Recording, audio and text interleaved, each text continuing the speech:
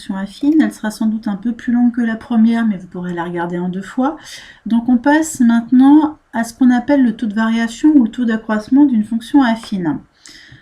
Le théorème est le suivant. Soit f, une fonction définie par f de x égale à x plus b, donc une fonction affine.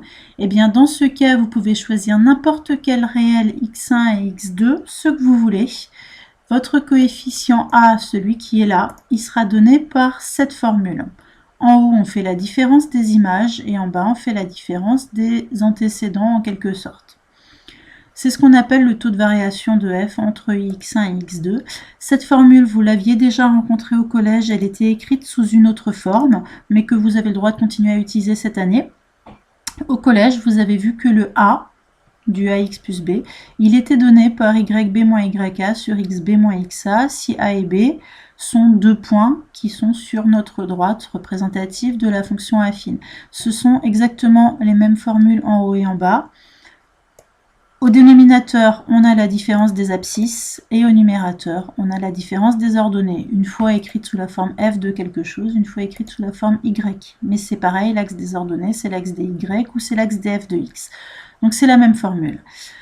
Une remarque, cela traduit le fait qu'il y a proportionnalité entre l'évolution des x et l'évolution des f de x. Je ne dis pas qu'il y a proportionnalité entre x et f de x, ça c'est pas vrai. Par contre, entre l'augmentation des x et l'augmentation des f de x, là il y a proportionnalité. Reprenons l'exemple de notre taxi pour essayer d'expliquer ça. Donc notre fonction f, elle était définie par f de x égale 1,5x plus 2. Je vous rappelais qu'on payait 2 € de prise en charge et ensuite on payait 1,50 € par kilomètre parcouru. De combien le prix de la course augmente-t-il si la distance augmente de 2 km? Eh bien, je dois payer 2 fois 1,50 € de plus, c'est-à-dire 3 €. Si j'augmente de 5 km ma course, eh bien, il faudra que je paye 5 fois 1,50 €, donc 7,50 € de plus, etc. Ces informations-là, je vais les représenter dans le tableau qui est là. Augmentation de la distance, augmentation du prix. Donc, si la distance augmente de 2 km, le prix augmente de 3. Je mets toutes les autres valeurs dans ce tableau. La question que je vous pose maintenant, est-ce que ce tableau est un tableau de proportionnalité? La réponse est oui. Vous faites n'importe quel produit en croix, ça va marcher.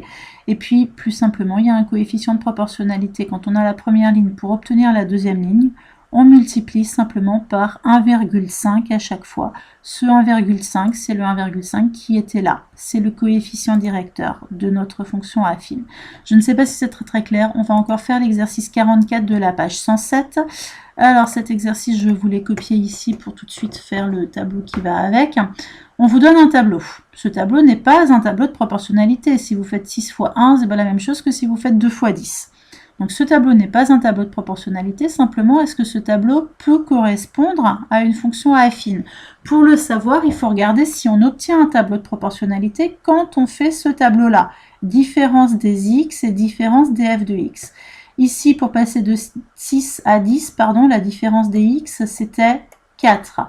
Dans le même temps, pour passer de 2 à 1, la différence des f de x, c'est moins 1.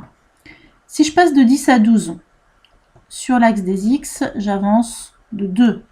Sur l'axe des f de x en parallèle, je diminue de 0,5.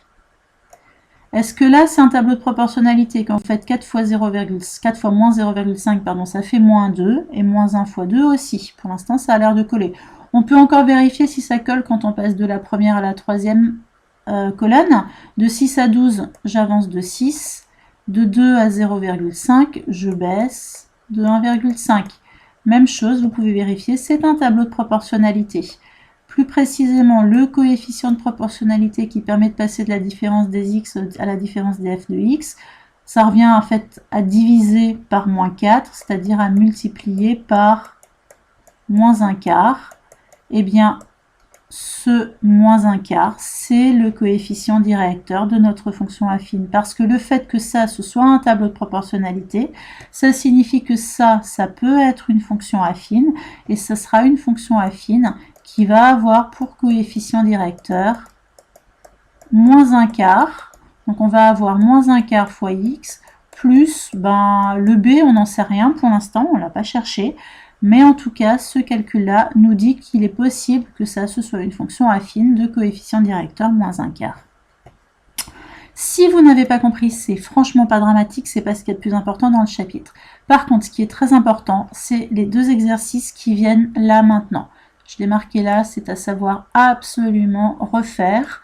Voilà, je vais mettre en rouge pour pas que vous me disiez que vous ne saviez pas que c'était important. Donc, ces deux exercices, c'est 2 fois le même, présenté différemment. Dans un premier exercice, je vous dis, ben voilà, j'ai une droite AB qui passe par ce point A et par ce point B. Trouvez-moi l'équation de la droite. Dans le deuxième exercice, c'est pareil, sauf qu'au lieu de vous donner des points, je vous dis f de 1 égale 3 et f de moins 1 égale 2. C'est la même chose. Ça veut dire que ma fonction, elle va passer par le point de coordonnées 1, 3. Ici, elle va passer par le point de coordonnées moins 1, moins 2. Présenté différemment. Donc. Quand vous avez ce genre de questions-là, la première chose à faire, c'est de dire qu'on a une équation de la forme y égale à x plus b. Et il faut donc trouver le a et le b. La première chose qu'on trouve, c'est le a. C'est toujours par a qu'on commence. Et le a, il est donné par la formule qui était ici. Celle-là ou celle-là, encore une fois, c'est la même. Donc ici, comme j'ai un a et un b, je vais utiliser celle-là plutôt. Je vais dire que a, c'est yb moins yk sur xb moins xa. C'est ce que j'ai écrit ici. Après, il n'y a plus qu'à remplacer. YB, c'est 2, YK, c'est moins 1, etc. Je remplace, je fais mon calcul, je trouve un demi.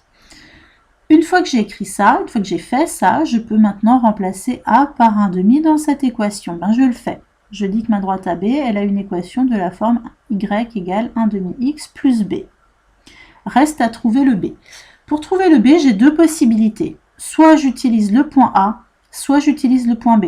Vous ne faites pas les deux en exercice, vous choisissez celui des deux qui vous intéresse le plus, qui vous convient le plus. Moi, j'ai fait les deux pour vous montrer qu'on trouve pareil. Ce n'est pas la peine, vous, de faire les deux. Donc, si je décide d'utiliser le point A, si je choisis d'utiliser le point A, eh bien, je dis que les coordonnées de A vérifient l'équation. L'équation, elle est là. Les coordonnées de A, c'est un X et un Y. Donc, les coordonnées de A vérifient l'équation. Ça veut dire que quand je remplace Y par YK et X par XA, l'égalité doit être vraie.